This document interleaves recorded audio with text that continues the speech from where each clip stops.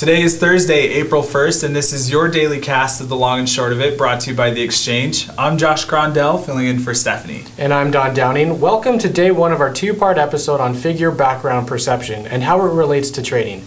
Josh, start us out by first explaining exactly what figure background is. Sure. Basically, it's our ability to pick out an object from a larger picture. So say you're walking along a country road in the middle of nowhere, and you happen to come across an old farm shed surrounded by nothing but fields and blue sky. The shed is considered the figure because it stands out. Everything else surrounding the shed is considered background. In your mind, however, the shed is the focal point. Well put, and we all possess this ability to recognize figure from the larger background, which might actually be the best way to describe the concept. In general, the smaller object will appear to come forward or be the focus in front of the background. For instance, the blue image you see is the dominant color, but the green seems to be in front. Now let's flip it.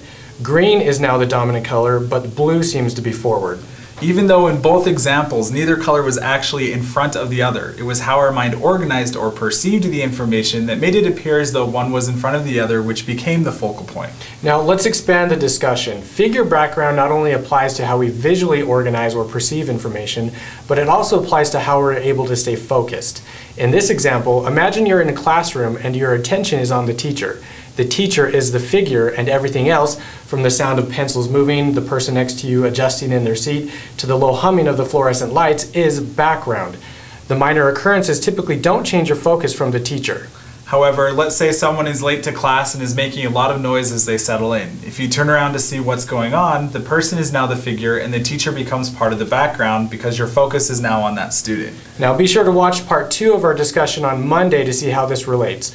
We'll give you a clue. It has to do with distraction. If you would like to learn more about market mover trading and the boot camp that we offer at The Exchange, please visit our website at www.theexchangetrading.com or give us a call at 877-747-3450. As always, let us know how you're doing by emailing shoutout@theexchangeut.com and you'll be entered into our drawing for the $25 gift card.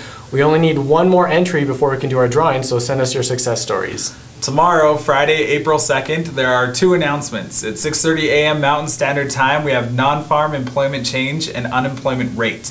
Monday, April 5th, there are also two announcements that morning. At 8 a.m. Mountain Standard Time, we have ISM, non-manufacturing PMI, and pending home sales. As always, be sure to check with your Market Mover calendar for a complete list of announcement forecasts. And that's all we have for you today in the studio, but stay tuned for the 2 cents. Thanks for watching.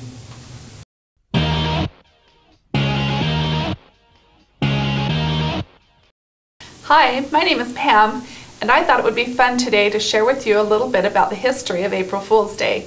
The history of April Fool's Day is uncertain, but the current thinking is that it began around 1582 in France with the reform of the calendar under Charles IX. The Gregorian calendar was introduced and New Year's Day was moved from April 1st to January 1st. Communication traveled slowly in those days, and some people were only informed of the change several years later. Still others refused to acknowledge the change and continued to celebrate on April 1st. These people were labeled fools by the general populace, were subject to ridicule and sent on fool's errands, were sent invitations to non-existent parties, and had other practical jokes played on them. I thought it would be fun today to share with you a couple of the top April Fool's Day hoaxes of all time. In 1957, the respected BBC news show Panorama announced that thanks to a very mild winter and the virtual elimination of the dreaded spaghetti weevil, Swiss farmers were enjoying a bumper spaghetti crop. It accompanied this announcement with footage of Swiss peasants pulling strands of spaghetti down from trees. Huge numbers of viewers were taken in. Many called the BBC wanting to know how they could grow their own spaghetti tree. And in 1996, the Taco Bell Corporation announced it had bought the Liberty Bell and was renaming it the Taco Liberty Bell. Hundreds of outraged citizens called the National Historic Park in Philadelphia, where the bell was housed, to express their anger. Their nerves were only calmed when Taco Bell revealed a few hours later that it was all a practical joke. So today, I suggest that you watch your back and be very skeptical so you don't become the next April Fool. Have a happy April Fool's Day.